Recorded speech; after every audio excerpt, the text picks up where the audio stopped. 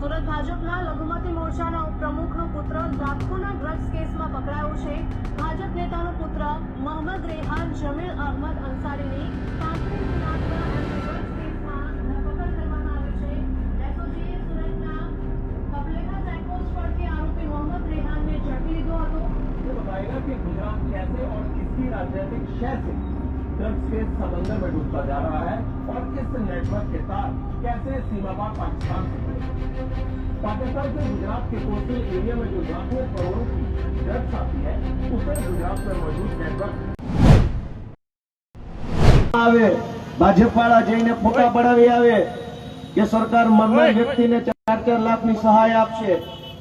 આ ધંધો ચાલુ છે ભાજપવાળા।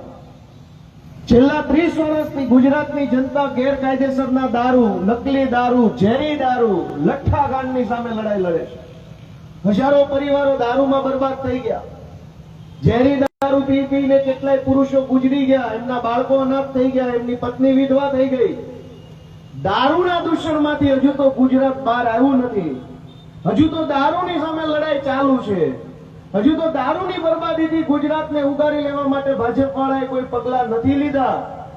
દારૂની લડાઈ લડતા લડતા ડ્રગ્સે વાત પહોંચાડી દીધી।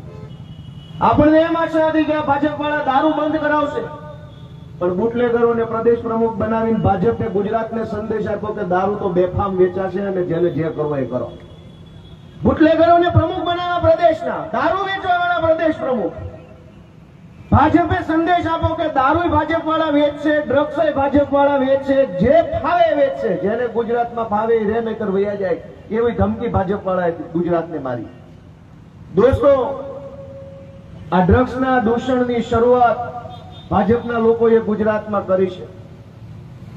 આનું પરિણામ ધીમે ધીમે આવવાનું ચાલુ થઈ ગયું છે।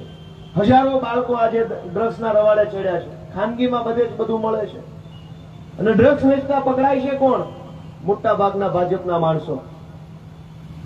હજારો કરોડો રૂપિયાનું ડ્રગ્સ વર્ષે ગુજરાતમાં આવી જાય છે। એમાંથી કેટલું ડ્રગ્સ પકડી અને કાગળ ઉપર બતાવી દેવામાં આવે કે ભાઈ કરોડો રૂપિયાનું ડ્રગ્સ પકડાયું। 10 લાખનું ડ્રગ્સ આવતો હોય ત્યારે 1 લાખનું